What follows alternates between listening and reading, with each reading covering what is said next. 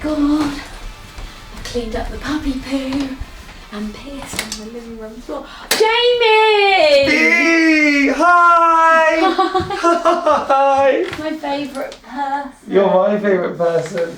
Do I take my shoes off or no? I'm going to take them off. If you want to. I'm going to take my shoes off and keep my jacket on. You know what? I'm so glad that you look like a flasher. Yeah, I am. Sorry, I have been flashing outside. This is exciting. Woo, what's he going to do?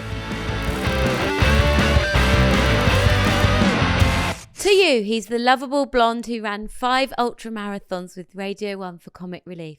First gracing our TV sets in 2010 on Made in Chelsea, he drew us in with his boyish antics and numerous love affairs, resulting in him meeting the actual love of his life, Sophie, who he does one of his million podcasts with, charting their engagement, marriage, and now journey to becoming parents.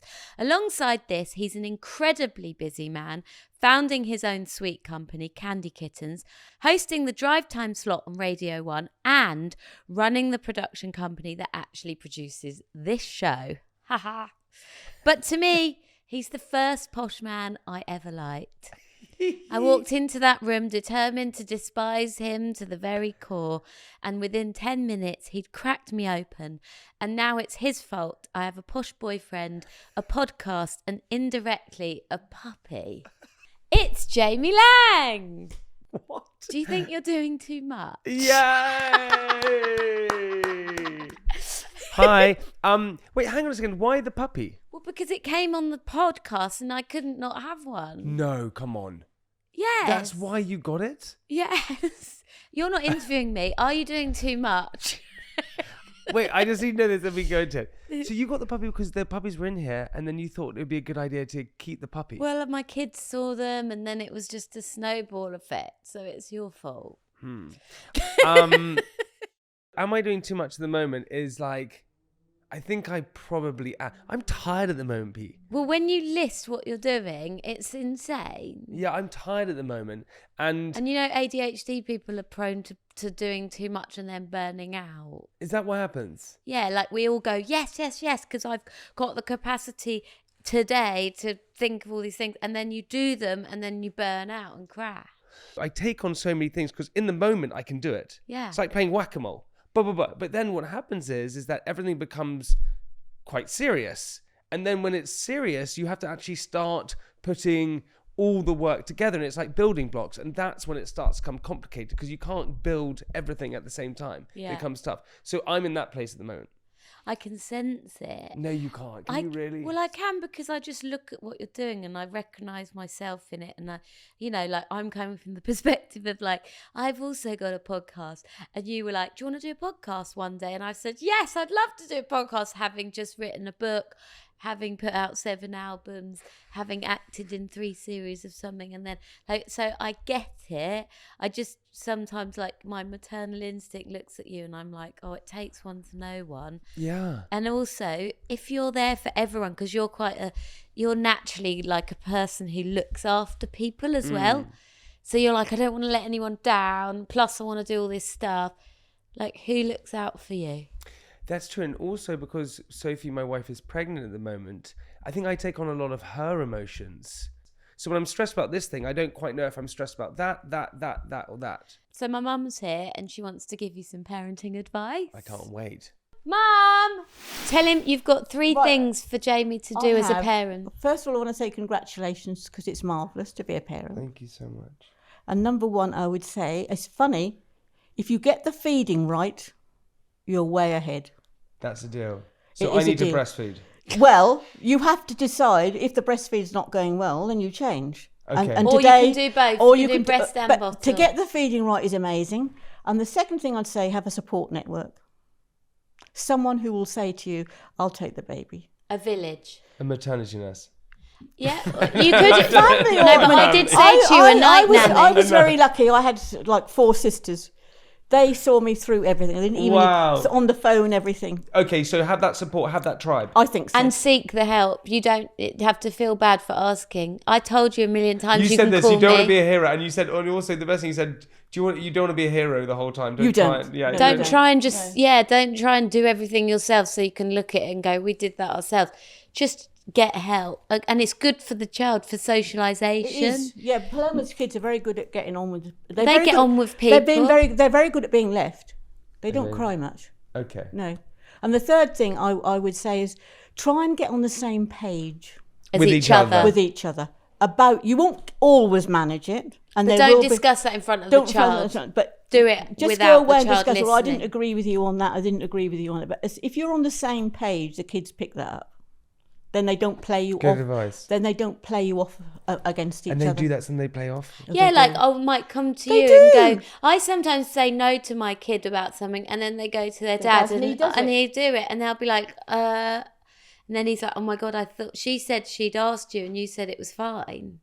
Okay, this is Kids- good advice. And then Kids we get do together do and we're that. like, we need to talk to you. Because But I actually think you're going to have a lovely time. so do I. Thank you. It's, It's a, gonna be lo- it's a amazing. wonderful thing. I can't wait. Yeah, I think you'll love it, but you'll hate it at sometimes as well. And then love it at some Yes, point. that's right. Yeah. So excited. Very nice, Jamie. Bravo. Have you ever had a moment when you've been so stressed, burnt out? All the time. Really? All the time. And I'm just like, and the problem is I mean, it's good because we're talking about this and it's like, we're going into mad, but like you lose your cognition and stuff. Like you think you're losing your mind, or you feel like the inner bully comes out and says you're a failure, but you're not a failure. It's because you're just you've set it up so you're destined to fail because you can't possibly do all those things. Which leads me to my first question in the mad category. Do you think that it's quite mad that you and Soph have decided to do a show about having your first baby? Because I feel like it's a little naive. I'm just going to throw it out there. Like, I think I get why, because your whole USP has been like reality. Mm-hmm. And we are like very comfortable with being ourselves and showing our truth and stuff. But having been somebody who's been like that my whole life and then had my first baby, and I don't want to scare you, but a lot of things went wrong for me the first time. Like what? Give it to me. Well, like the pregnancy was not as comfortable as I expected. I didn't look the way that I wanted to look. Yeah. I was overwhelmed by the amount of information. Then things went wrong in the birth, and I just... Was it scary? Terrifying. I mean, I've never been so close to death. Oh my God. And I'm just thinking, like, if a camera crew were there. So Sophie and I announced that we're doing a 6-part series with Disney, Yeah. right? Which is following our lives and going down this road. And having come from doing Made in Chelsea for so many years, I know the kind of toll and the energy that can take on a relationship, on your life, on your body, on your mind, on everything. And with Disney, we sort of ummed and ahed about it for about a year. Maybe Yeah. about a year. And like before you knew you were pregnant. before we knew we were pregnant. So Disney's on your tail. They wanted to create a show, right? That's what they wanted to do. And they saw perhaps Sophie and I as an idea to do something like that. And we spoke about it for about a year and a half, going back and forth. With these things in TV, it takes a long time. And then it came to a point where we had to make a decision whether we wanted to do it or not. And that lots of people, I agree with you, right? Sophie's going to give birth. That is a lot. She's going through a lot of changes. Sophie and I can decide, truthfully, what we want to show and not want to show. Yeah, that's good. I which is mean, a good having thing, said right? that, there was a documentary made about me. I filmed the birth on my So you phone. did it? No, P, you've done this. No, it was on my phone, and then when I felt safe because I knew that the baby was okay, then I said, oh, this can go in the documentary. But it was footage on my phone. I wouldn't be able to have like random guys, like no offense, guys, but I'd hate you to have been there. These guys aren't going to be there for the birth. Are you kidding me? And I also don't think they would have liked it much either. I think most people think that my baby's going to come up and I'm going to put it straight into a podcast. She'd be like, come on, let's go. Look, I think it's a unique situation, right, Pete? And I'm totally with you. Most people would look at that and sort of go, why would you want to show every aspect of your life? Why would you want to... Is your mum worried? Yeah, my mum is always kind of worried about me in lots of different ways. I think you're exceptional at what you do. And I think you're really intelligent I don't know. when you... No, in an emotional way, which to me is the most valuable form of Yeah. intelligence. And I think that they're really lucky to have you guys to do that. And actually, I really hope that you have a show where it's just the normal amount of worry, the normal amount of stuff going wrong, the normal amount. But because it's just an embryo, like, I worry that it's under a lot of pressure already. I know. For you guys as well, like, I agree with you, Pete. By the way, I agree with you. I mean, it's mad. It is totally mad, and Pete, you are so right. Do you know what? It is totally mad, and most people would look at it and go, "That is completely." I really want to watch it. I'm not saying it's great. Like, I'm looking forward to watching it, but I feel guilty for looking forward to watching it. Well, I'll tell you what. Why should I not feel guilty about wanting to watch it? Tell me. I tell you, there's two options, right? Like, I think we always have these sort of decisions in life, right? Where you can either do something or not do something. And part of me, rightly or wrongly, I'm always thinking, I never kind of want to think, oh, what if on stuff. And because I'm used to having done reality and I'm used to kind of putting myself out there, especially Sophie and I, we're kind of quite smart with it. Yeah. And also, I mean, behind all, Disney and the whole thing, they can film what we give them. Yeah, we so don't you have can to go, give like, them in everything. the moment, you can go, actually, do you mind just switching off the camera and going out? We're just doing this. We don't have to and show then them anything if we didn't want to. afterwards about it. Yeah, so you have the balance. You're in control of this in a Yes, way that we're in maybe control of it. in Made in Chelsea you were less in control, right? Totally. Because that was quite a huge. You signed yourselves away with that, right? Also, Your with privacy. Made in Chelsea, I was 21 years old. I had no experience of television. I had no experience of reality TV. I didn't know what it was. It was very new to, like, the sphere anyway. There were only a few reality shows that were happening. And there was something kind of amazing about that. But the currency for Made in Chelsea was drama and breaking up and hooking up and doing all those kind of... It was very much a reality soap opera. That's what it was. Where this show is more of a docuseries type show where it follows the ongoings of what Sophie and I have been doing. So it's an extension of what we're doing already, in a way. Yeah. Having said that, I may regret the whole thing. I may think this is the worst idea, and I'll come back on the podcast and go, that was the worst idea we've ever done. But I would rather do it and regret it than never do it at all. I think you're really brave. Oh, would you? Okay, if Disney said to you, we want to do a show around you. They wouldn't. They might do. But not about birth. You wouldn't do it about birth? No. Why? Tell me Too many why. variables. Too many potential problems. Variables, yeah. Tell me, what's the saddest thing that you've ever seen or experienced? The saddest thing that I've ever experienced? My grandmother died on the weekend. This weekend? This weekend. Oh my God, I'm so sorry. Yeah, so she was called Granny Scotland. And that's what because she lived up in Scotland. And she was a really amazing lady in so many different ways. She was 95. Wow. And I went up and saw her recently, about a month ago, and spent time with her. And I've had grandparents pass away in the past, but for some reason, this is the first one that sort of hit me differently. It made me really realize a lot that life is like temporary. And that, like, you know, things aren't always forever, which is quite sad. Probably because reason why that I'm feeling a bit stressed and things like that at the moment. I think it's affected me more than I've realized. That's actually been quite sad recently for me. I'm not good with people going. I want people to stay around forever. Yeah, I think it's also changes your perspective when you're looking at birth at the same time as death. Yeah. Like, because it's two polar opposites. That's exactly it. It's like one thing ends and another thing is beginning, and it's a weird way of... Imagine if your baby comes and it's Granny Scotland. That would be death. Honestly, she was a nightmare. It's just like... She was a... Okay, the new, give him a wee purse. Would you like some soup, son? And you're like, ah! If it's Granny Scotland, as my baby, that would be the biggest night. But Do you feel comfortable with... like being vulnerable, showing emotion, crying? Who? You. Good question. I find it hard to show lots of emotions, but only in the right circumstances can I show them. So if my food delivery arrives and it's the wrong order, I can get really angry, not with the person but about it, because it gives me an excuse to be angry. Do you feel like you've got regret maybe not exploring your own sadness in the times when you'd like to? Yes.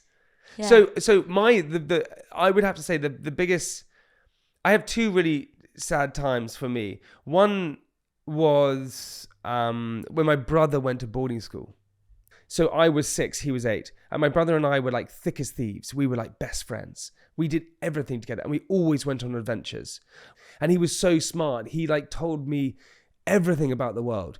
He was the one I was so scared of the dark at night. So I'd go and sleep in his room and he would tell me stories of Jamie and Sweet World. So to make me fall asleep at night. And so that's why I wanted a world made of sweets. That's why I started Candy Kittens, because of that. So he was just like, just the best big brother in the world. But then he went to boarding school. And I was left without him. And I remember being really, I didn't really understand what sad was. It's like being hit with a knife, but you can't find the wound. You don't know where it is. You're like, well, why do I feel this way? I don't know why. Why is it painful? Why is this painful? I haven't hurt my arm. I didn't know where the pain was. And I felt really sad about it. That was really sad. And I remember... God, we're going quite deep on the podcast today. Wow. I remember there was a moment when I was at boarding school. We used to do something at the school called Teddy Bear's Picnic, right? Which is where it was the first weekend you were allowed to come see your family were allowed to come to the school. And it was 2 weeks into your first 2 weeks of the time. And I can still remember the feeling. I can still remember the smells. I can still remember what it looks like. It was obviously such a prominent moment in my life. We were coming to see my brother for the first time after 2 weeks. I remember we shared a room together. We lived together. We had everything together. And I saw him and he was absolutely fine. We had this amazing picnic and it was lovely. And we got shown around the school from him. And everyone was saying, oh, you're going to come here in 2 years. And I was a bit like, okay, I guess. I didn't, but I wasn't really clocking that. And my brother... we went into the sports hall area and my brother said, okay, bye, Mum, Dad, bye, Jamie, gave me a big hug and walked off. And when he walked off, I saw he was crying and it was so sad. And that for me is like one of the saddest moments because he had to be brave in front of all of us. And still to this day, it makes me go, oh my God, because you go back to that naive moment, that was really tough.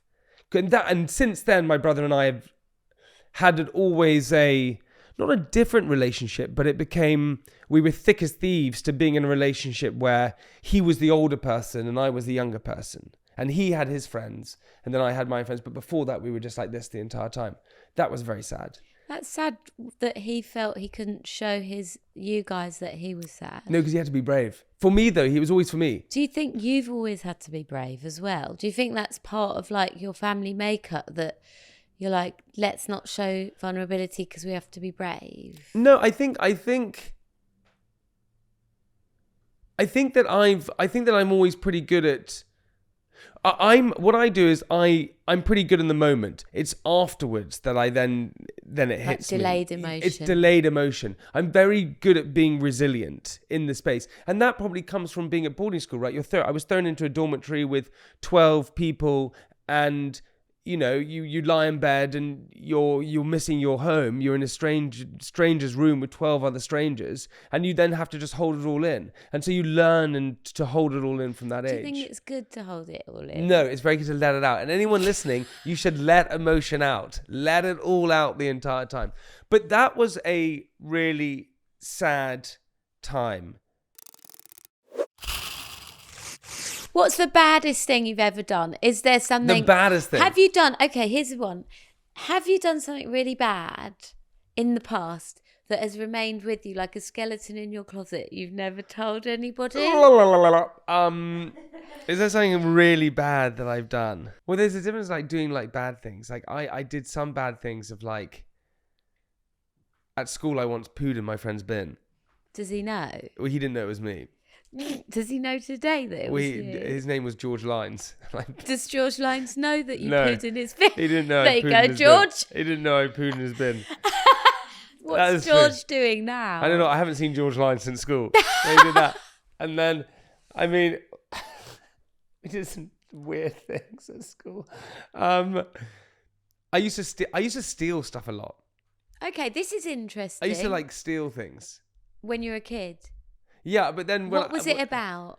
Oh, when I was a kid, I loved stealing stuff. I was like a magpie. I loved like shiny things. So I steal like money from like my parents and just like keep it. Oh my God, we've been talking about this recently. Let's get my mum in. Mum, he's been stealing as a kid. Mum, Jamie was talking about how when he was little, he used to steal quite a lot. And yeah. So maybe you could ask him about, because we're worried about that, aren't we? Yeah, we are. What Okay. do you think about stealing? My mum's upset because if my kid steals something, she thinks it's because she feels that she hasn't got the money for it. But I don't think it's about that. I think it's for another reason. Like, what motivates a child from your memory to steal from a like reliable, safe adult? Because it's something, because you want something that you can't have. From my side, I think it was. Yeah, but how did you know you couldn't have it? Because if she'd asked for it, she probably would have had it. Because I knew it had value, and that was quite exciting. I remember as a kid, right? We had, my mum had like a garden with daffodils in it. And she said to me, if you go and pick all the dead heads off the daffodils, I'll pay you some money. Yeah. So I went, brilliant. So then I negotiated with my mum the cost per daffodil head. You did them all? And I did them all. And so she didn't pay me because it was too many. And Well, because you took the nice ones away as well. I just did everything. I just took everything. So There I were came no back daffodils. with like buckets and buckets and buckets of daffodils. And she was like, I can't pay you like 50 quid because you're 4 or whatever you are. So, but it was always in my mind that it had value. So maybe your daughter knows it has value. Yeah, but why isn't it? And that's it's exciting. much nicer to make money than to steal it, isn't it? Yeah, but it's Because it loses value if you steal it. I think that's a risk taker as well, though. Do you? Yeah, I would say that's look, it's definitely not right, and you have to be like, that is not right. No, yeah, I know. And you have to say that, I think. But also, I part of me would go, it's a bit of a risk taker there, like a little That's bit. quite cool. It's a bit entrepreneurial. It's a little bit like, we're not. What are they going to spend it on? Nothing. But also, they understand the value of it, which is a good thing. Understanding the value of. That's a positive. Yeah, that's good. I angle. will look at it in a different view then. But then how do you discipline children? What do you say to them? Do you get cross? Do you get angry? Do you? You will sometimes. Yeah. And sometimes you'll regret it. The worst is when you have to sometimes sort of pretend to be cross, even though you're looking at each other And going, thinking, this is "Oh, God." hilarious. Takes a lot out of you, actually, to be angry with children. Takes a lot out of you. Do your teacher voice. No, I'm not going to Do do your it. teacher voice. Try and tell me off. No, I can't. But anyway, Jamie Laing. Is that what it's like? I'm disappointed. in your behaviour. Oh my God, went right through it. Well, went How right could through it. someone? She would always do the compliment sandwich at school. So she'd be like, how could someone so unbelievably wonderful as you do such a terrible thing? such a terrible thing? I'm shocked. I'm shocked. I never thought I'd have you down as like that. Oh my And so they'd God. feel like they were like special, but then she'd also tell them off You'd at the also take same it away as time. well. Because you will find that when you have a child that you will get angry. And that's quite a hard one, I think. That was good. Thank you. Do you know what the baddest thing? I used to lie. Do you still find it easy to lie, or is that something you used to do? I think You're I'm a good liar. No, I'm not a good liar. I'm actually not a good liar, but I used to lie. That was the baddest thing that I used to do. As a kid, I used to lie. So I used to say I haven't done something when I had done something. And that was bad, because then what happens is you're seen as dishonest. And then when you're dishonest, it's quite hard to get your people to come round to believing that you are honest. And so then the lying went into then dishonesty, where I would then say things to people. So I was a people pleaser, so I'd promise things and then not deliver. And then that was a problem, because then what happened is the lying then went into dishonesty. And so that was quite bad. And then I think actually the baddest thing that I was is that I was a real people pleaser for a long time. And I still am, but I was way worse before, where I used to promise people something and never deliver. What's the weirdest thing you've promised someone? Oh my God. There was a party that we used to have when we were younger called the Feathers. And it was where we'd go and like everyone would snog at this party. And I invited like, the tickets were like impossible to get. They were so hard to It's get. like Glastonbury. It was like Glastonbury for like 14-year-olds.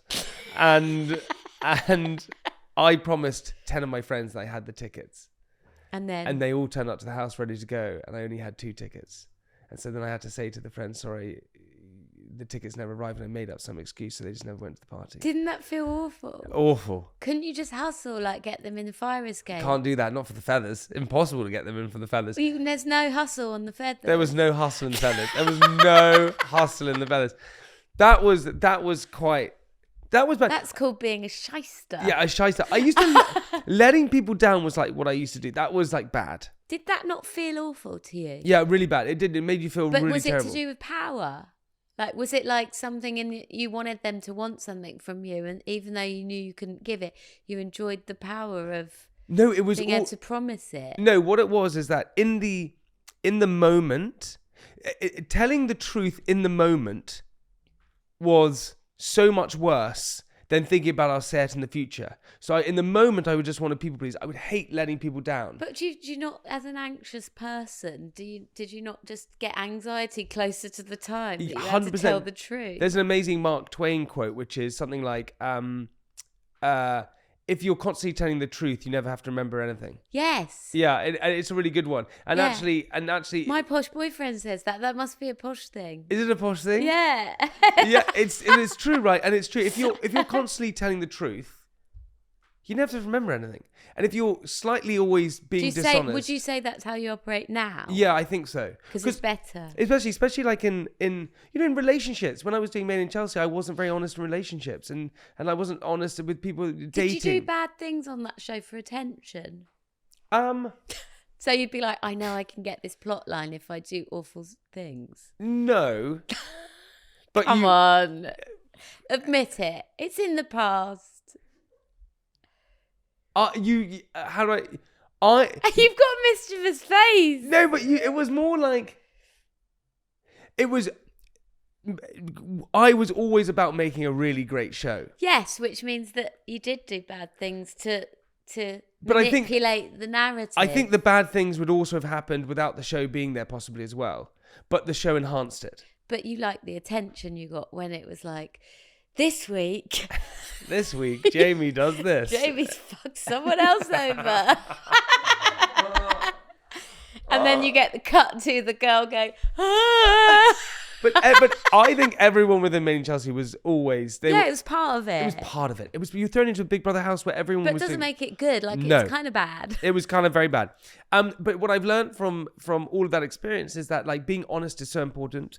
Being a people pleaser really doesn't please anyone actually. And so I'm trying my best to like not be a people pleaser, to be very honest and because often it straightforward. has the adverse effect. Is there anything you've done to anyone in your life that you wished you'd said sorry to that didn't? Oh my God. I think some of my relationships that I had in the past, I could have been better in them. I think I was young, I was doing Made in Chelsea, I was experiencing everything that had to offer. I was out, I was drinking, and I just wasn't the best version of myself, probably. And because I wasn't the best version of myself, people who were in relationships with me probably became not very best versions of themselves. And I could have been better. So I would probably say sorry to some of those people. We've talked and we could talk forever. I mean, I just love talking to you on and off camera. So do I. But the final bit is just what makes you glad. What makes me glad? Friendship. Like truthfully, that's what friendship with you, friendship with my friends. Yeah. So friendship, just I realize that the happiest I am is when I'm really connected with friends. Friendship is the best thing in the world. That makes me glad. Imagine if work was like this moment all day, every day. I mean, I would never stop working. Be unbelievable. Because all the stuff behind the scenes is a bit like, oh, but this is brilliant. This is the best. Yeah. And I'm so proud of you and you're the best. I'm so glad that you came on and I just wouldn't want to talk. Yeah. Pete, I love you the best. Love you so much. Thank you. Jamie, you've run over and you've got to run to your next meeting. I'm so sorry that I talked so much. I adore you. I adore you. You're the best ever. Bye, everyone. Bye, house. Bye, Pammy. She did shout bye. Okay, bye, guys. Good luck. Bye. Bye. Don't flash anyone on the way home. Bye. Bit weird. Slightly uncomfortable.